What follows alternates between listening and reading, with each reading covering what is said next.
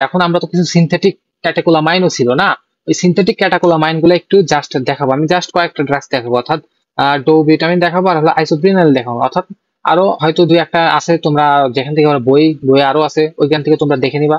Normally এগুলো খুব কম use হয়, বাট তোমরা এখান থেকে তাও চাইলে পড়ে নিতে পারো, তো পড়বা, ঠিক আছে। তো দেখো, এখানে একটা জিনিস ছিল, তোমার ড্রাগের নামে যদি ডোপা থাকে তো মানে আর কি মনে রাখার স্বার্থে, ড্রাগের নামে যদি ডোপা থাকে সেটা ডি1 কে স্টিমুলেট করবে, এবং যদি ডোপা না থাকে তো সেটা ডি1 কে স্টিমুলেট করবে না, ঠিক আছে। এখন ডোপা বলতে যেমন ধরো ফেনল ডোপাম, এখানে ডোপা আছে, এটা অনলি ডি1 কে স্টিমুলেট করতেছে, ঠিক আছে, অনলি ডি1 কে স্টিমুলেট করতেছে। তারপরে দেখো ডোপেক্সামিন ডোপা আছে, ডোপা শব্দটা আছে, তো এটাও ডি1 কে স্টিমুলেট করতেছে। আবার সাথে সাথে বিটা 1 এবং বিটা 2 দুইটাকে স্টিমুলেট করতেছে। দেন আছে আবার ডো ভিটামিন, এটা জাস্ট বিটা 1 স্টিমুলেট করতেছে, ডো ভিটামিন যেটা জাস্ট বিটা 1 কে স্টিমুলেট করতেছে, ঠিক আছে। তো আমি জাস্ট দুইটা ট্র্যাক দেখাবো, একটা দেখো তোমার ডো ভিটামিন। তো ডো ভিটামিনটা কি করতেছে, তো আমরা তো বললাম জাস্ট বিটা 1 কে স্টিমুলেট করতেছে, মানে হার্টের সাথে রিলেটেড আছে। Specific beta 1 against, specific beta 1 against, ঠিক আছে, স্পেসিফিক স্পেসিফিক বিটা 1 এগনিস্ট, ঠিক আছে। Negligible effect on blood vessel আছে, বাট ওটা আমরা নেগলেক্ট করতে পারি, সমস্যা নেই। তো মেইনলি মনে রাখবে এটা বিটা 1 অ্যাগনিস্ট এবং এটা হার্টে এফেক্ট করতেছে, ঠিক আছে। তো এটা আমরা একটু আগে বললাম যে অ্যাকিউট হার্ট ফেলিয়ার আমরা ইউজ করতে পারি, যে তোমার তোমার এই ডোপামিনের সাথে যেটা দেখাইলাম, মিডিয়াম ডোজ অর্থাৎ 2 থেকে তোমার 10 বা 8 microgram per KG per minute ivy, ঠিক আছে। এবং আরেকটা কথা, এটা তোমার ড্রাগ স্ট্রেস ইকোতে এটা ইউজ করা হয়।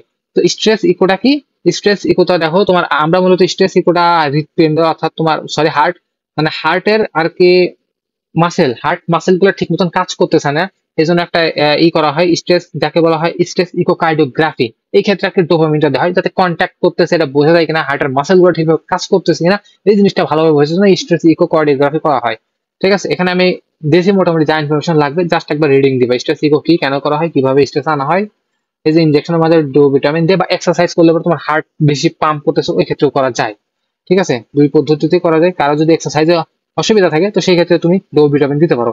এবং এখানে থেরাপিউটিক ইউজ লেখা আছে, ঠিক আছে, এখানে এটার ইউজ লেখা আছে, রিডিং দিবা জাস্ট, ঠিক আছে। আর এই বইয়ের রেফারেন্স হলো তোমার গোল্ড ম্যান অ্যান্ড গিলম্যান, একটা বই আছে, ওই বইতে পাবা।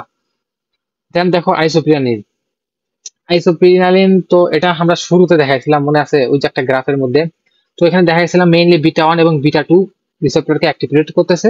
তো এই ক্ষেত্রে আমরা মনে করি যে যেহেতু বিটা 2 মানে হার্টে তো ইউজ করতে পারতেছি, বিটা 1 যেহেতু আছে, এবং ব্র্যাডিকার্ডিয়া এবং অ্যাস্থমা এই জায়গায় আমরা ইউজ করতে পারতেছি, ঠিক আছে, ব্র্যাডিকার্ডিয়া এবং অ্যাস্থমাতে আমরা ইউজ করতে পারতেছি।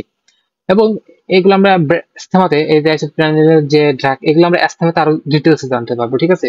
এই যে এটার থেরাপিউটিক ইউজ দেওয়া আছে, ঠিক আছে, তোমরা একটু পড়বা।